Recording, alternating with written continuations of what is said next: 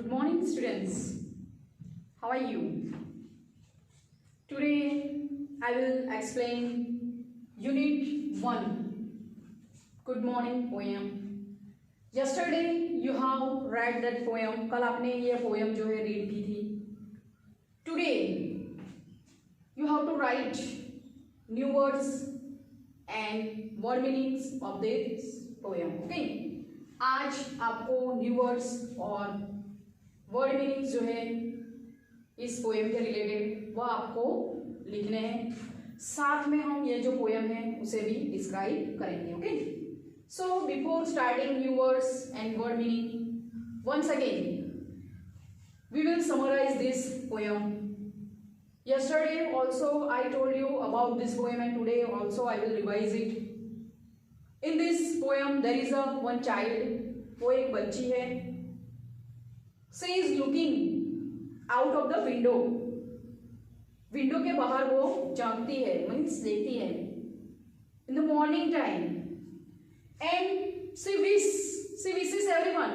Everyone means sun, wind, sky, grass, trees and bees. What she was wishing? वो क्या विशेष कर रही थी? सबको याद है किसी को? She was wishing good morning to all, and she is also saying like that. वो कहती है I am wide awake, means मैं जाग गई हूँ और मैं आपके साथ खेलने आ रही है. और साथ में वो ये भी क्वेश्चन करती है उन लोगों को कि आपको कैसे पता चला कि रात बीत चुकी है और सवेरा हो गया है, मीन्स दिन की शुरुआत जो है वो हो गई है. ओके, सो ये तो शॉर्ट समरी थी पोएम की. Okay, now write the new words of this poem with me.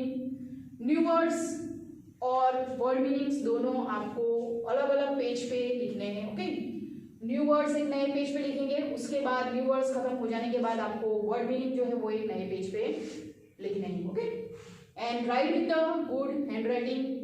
First letter आपको कैपिटल में ही लिखना है. Let's start with me. Number 1. First number आपको लिखना है morning. MORNING.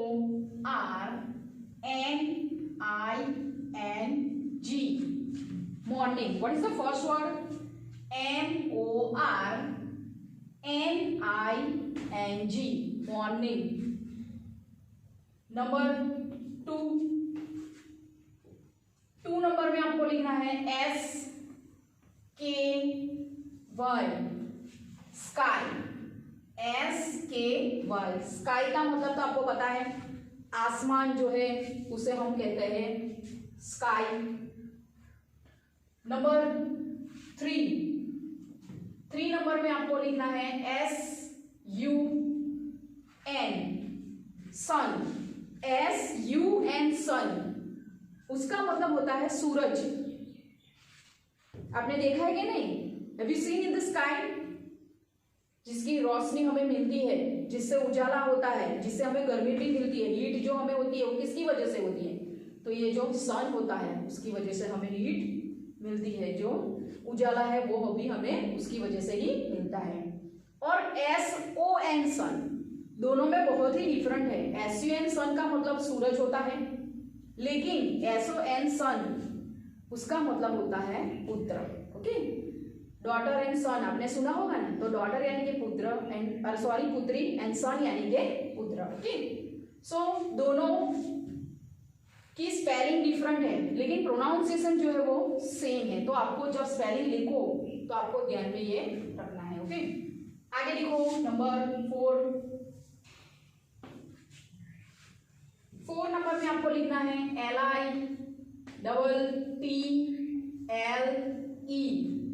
Little. LITTLE. Little. Little का मतलब होता है थोड़ा. ओके, और स्मॉल बीस जिसके रिलेटेड भी हम लेते हैं. Okay, little. नंबर 5. 5 नंबर में आपको लिखना है WIND. विंड. WIND.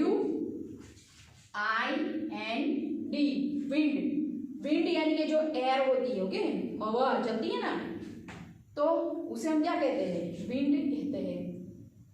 बिना विंड के हम रह सकते हैं? No, wind is the important part of our life. जैसे कि वाटर, फूड, वो भी हमारे इम्पोर्टेंट है, उसी तरह ये जो विंड है वो भी हमारे लिए एक इम्पोर्टेंट थिंग्स ही है, ओके।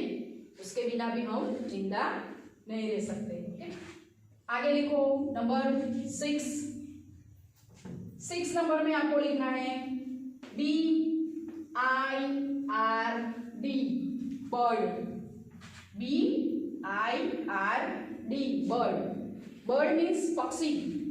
नेम सुना होगा ना आपने, sparrow, owl, crow, peacock, okay, pigeon, बहुत सारे बर्ड्स के नेम आपने सुने हैं ना। आपने केजी में, फर्स्ट में भी लर्न किए होंगे, सेकेंड स्टैंडर्ड में भी। So they are the name of the birds. आगे लिखो नंबर 7। 7 नंबर में आपको लिखना है TREE, tree. TREE, tree. Tree का मतलब होता है पेड़। Trees is also useful for us for many ways. बहुत सारी चीजों के लिए वो हमें यूजफुल होता है। सो इसलिए हम बार बार एक ही बात बताते हैं सबको, पता है कि नहीं, सेव ट्रीज, ओके। और जब वर्ल्ड एनवायरमेंट डे होता है, ओके, तो हम सेलिब्रेट करते हैं, तब भी हम कहते हैं, आप हमारे स्कूल की बात कर लो, हमने कितने ट्रीज ग्रोज किए हैं, ओके। जब आप स्कूल आते थे तब आपको पता ही होगा कि हमारे स्कूल का जो ग्राउंड है उसमें कितने सारे प्लांट्स लगे हुए, कितने सारे ट्रीज जो है वो ग्रो किए हुए हैं, ओके। क्योंकि ट्रीज हमें एयर तो देता है, लेकिन उसके साथ साथ ऑक्सीजन भी हमें मिलता है। ट्रीज से हमें क्या मिलता है, मेडिसिन भी मिलती है। जो फर्नीचर, जो आप घर में टेबल, चेयर, बेंचेस जो भी यूज करते हो, वो सब कहाँ से बनता है, तो जो ट्रीज जो लकड़ियां देते हैं उसमें से तो हम बनाते हैं, okay. So trees is very useful for us and we have to grow trees. हमें एक प्लांट तो ग्रो करना ही चाहिए, ओके। आगे लिखो नंबर 8। 8 नंबर में आपको लिखना है क्रीपिंग, CREEPING,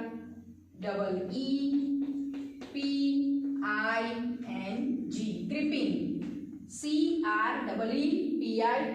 क्रीपिंग। क्रीपिंग का मतलब क्या होता है, ग्रो, उगना, ओके।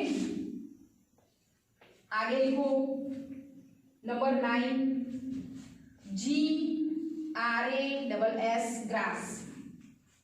वो तो आप सबको पता ही होगा, है ना, grass. Have you seen? Yes, school में भी होता है, आपके घर के आजू बाजू में भी ग्रो होता है, एंड इट्स ग्रीन कलर, और वो ग्रीन कलर में होता है, ओके। Next number 10। 10 नंबर में आपको यहाँ पर लिखना है ब्राउनी, BROWNIE।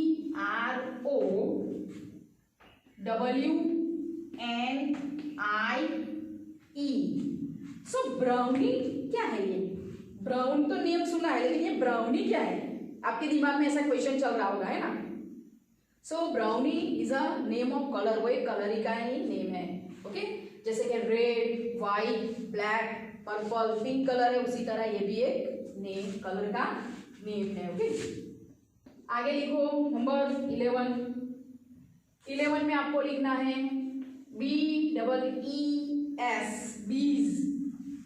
बीज यानी कि जो हनी बीज, आपने नेम सुना है ना, मधुमक्खियां। It's a name of insect. जैसे कि एनिमल्स के नेम होते हैं, बर्ड्स के नेम होते हैं, उसी तरह इंसेक्ट्स के भी नेम्स होते हैं। फ्लाई, फिर मॉस्किटो, ओके, उसी तरह ये है बीज।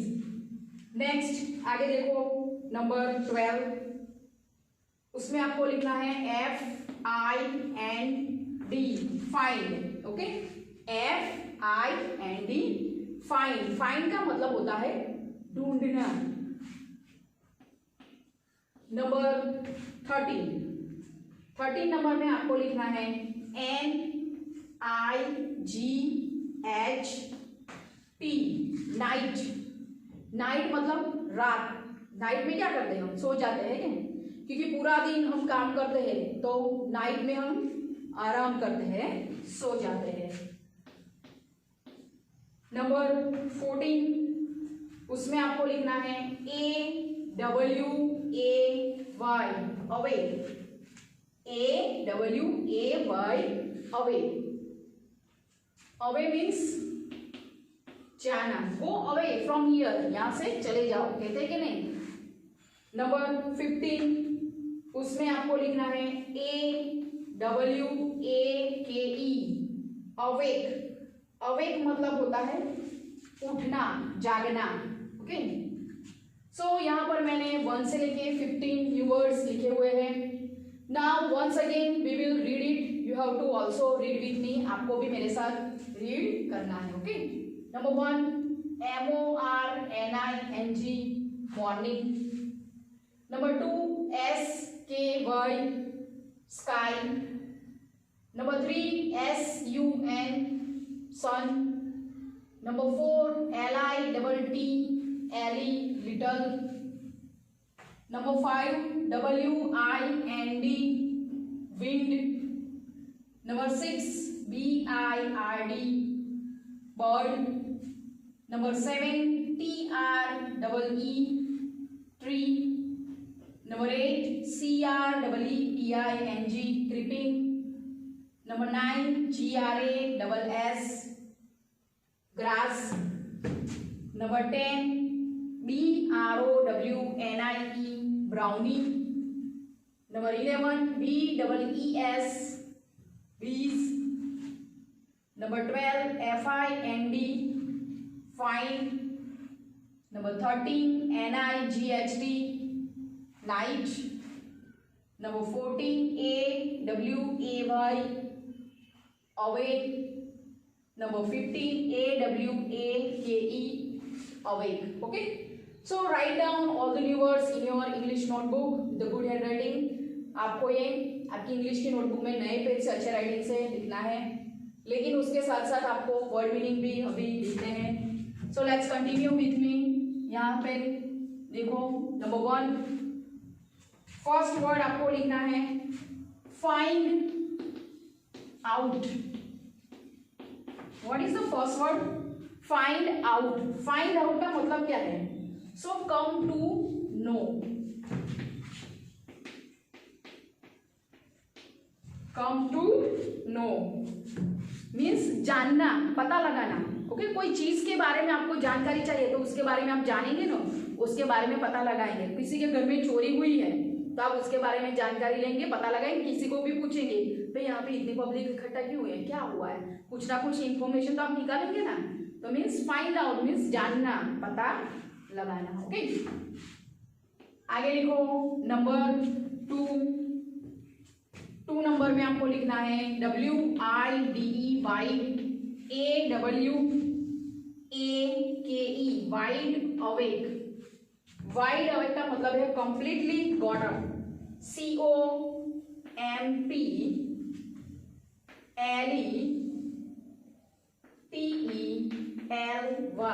Completely got up. मुझे यहाँ पर स्पेस नहीं इसलिए मैंने नीचे लिखा है, लेकिन आपको अगर स्पेस है तो बाजू में ही लिखना है। कंप्लीटली गॉट अप मतलब अच्छी तरह से जाग जाना, उठ जाना। ओके, रात को हम सो जाते हैं लेकिन जब सुबह में हम उठते हैं तो एकदम फ्रेश होते हैं कि नहीं, हम कंप्लीटली गॉट अप हो जाते हैं, मतलब अच्छी तरह से फ्रेश होके हम उठ जाते हैं। ओके, आगे लिखो नंबर 3। 3 नंबर में आपको लिखना है gone away. GONE, gone. AWAY, away. Gone away का मतलब है डिसअपियर्ड, मतलब दिखाई नहीं देना। DISAPPEARED,